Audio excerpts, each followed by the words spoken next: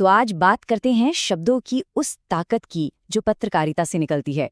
पता है, ये एक ऐसी कला है जो सिर्फ जानकारी नहीं देती, बल्कि समाज को आईना दिखाती है, उसका मनोरंजन करती है और हाँ, कभी-कभी तो उसे हमेशा के लिए बदल भी देती है। महात्मा गांधी के ये शब्द पत्रकारिता की कितनी बड़ी जिम्मेदारी है, इस बात को साफ साफ दिखाते हैं।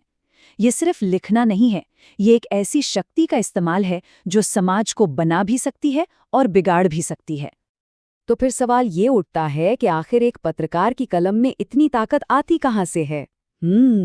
इसका जवाब पत्रकारिता के असली मकसद में ही छिपा हुआ है। देखिए, पत्रकारिता का काम सिर्फ खबर देना नहीं होता, इसका मिशन तो कहीं ज्यादा बड़ा है। लोगों को जागरूक करना, उन्हें एजुकेट करना, उनका मनोरंजन करना और लोकतंत्र में एक पहरेदार, एक वॉचडॉग की भूमिका निभाना। यहाँ पर ना पत्रकारिता और क्रिएटिव राइटिंग के बीच का फर्क समझना बहुत जरूरी है। देखिए, क्रिएटिव राइटिंग कल्पना की उड़ान है, आप कुछ भी सोच सकते हैं, लेकिन पत्रकारिता वो हमेशा तथ्यों की जमीन पर टिकी होती है। और इसे पढ़ता कौन है? एक यूनिवर्सिटी के वाइस चांसलर से लेकर एक मजदूर तक, हर कोई। इसीलिए इसकी भाषा एकदम सीधी, सरल और असरदार होनी चाहिए। तो चलिए अब इसके कुछ मूल सिद्धांतों को समझते हैं। इससे पहले कि हम अलग-अलग तरह की राइटिंग स्टाइल्स को देखें, उन बुनियादी नियमों को जानना जरूरी है जो हर तरह के असरदार लेखन की नींव होते हैं। और पता है, ये नियम सिर्फ पत्रकारों के लिए नहीं है, बल्कि हर उस इंसान के लिए है जो अपनी बात को साफ तरीके से रखना चाहता है। छोटे छोटे वाक्य, आसान शब्द, ताकि बात सीधी दिमाग में जाए।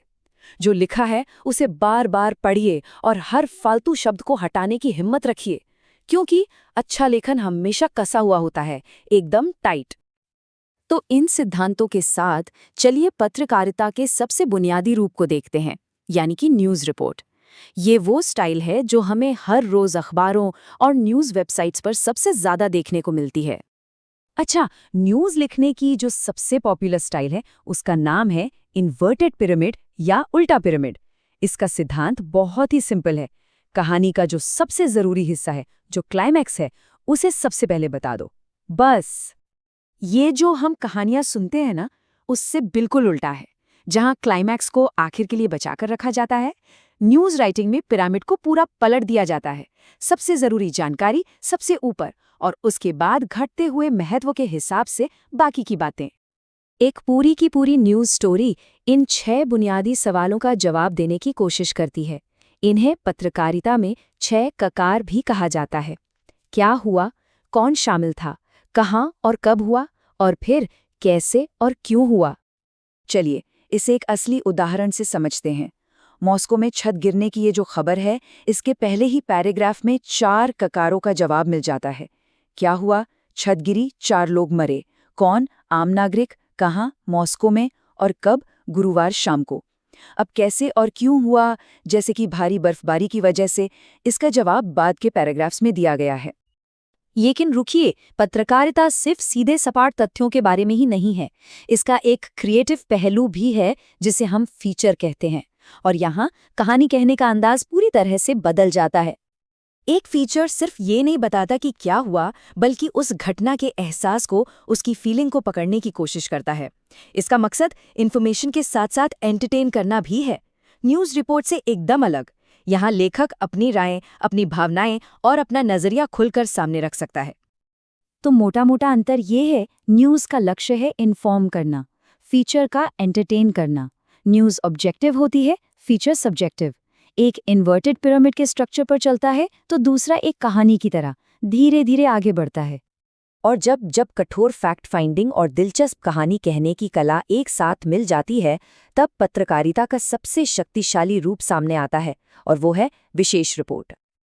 अब ये स्पेशल रिपोर्ट्स भी कई तरह की हो सकती हैं, जैसे इन्वेस्टिगेटिव रिपोर्ट्स जो छिपे हुए भ्रष्टाचार को उजागर करती हैं, इन डेप्थ रिपोर्ट्स जो किसी मुद्दे की एकदम तह तक जाती हैं, और एनालिटिकल रिपोर्ट्स जो बताती हैं कि किसी घटना का मतलब क्या है और उसका असर क्या होने वाला है। स्पेशल रिपोर्ट की असली ताकत को समझने के लिए आइए बिहार की बिरहोर जनजाति पर की गई एक रिपोर्ट का उदाहरण देखते हैं। ये रिपोर्ट उन लोगों को आवाज़ देने की एक ज़बरदस्त मिसाल है जिनकी कहानियां अक्सर अनसुनी रह जाती हैं। जरा ये आंकड़ा देखिए, सिर्फ 16 सालों में 95% की गिरावट। ये सिर्फ एक नंबर नहीं है, ये एक पूरी संस्कृति के मिट जाने की चेतावनी है, जिसे इस रिपोर्ट ने पूरी दुनिया के सामने लाकर रख दिया। और रामवृक्ष बिरहोर का ये कोट उस रिपोर्ट को एक इंसानी चेहरा देता है। ये हमें आंकड़ों से परे ले जाकर उन लोगों के दर्द और उनकी निराशा का एहसास कराता है जिनकी जिंदगी पर सीधा असर पड़ रहा है। यही तो है एक स्पेशल रिपोर्ट की असली ताकत।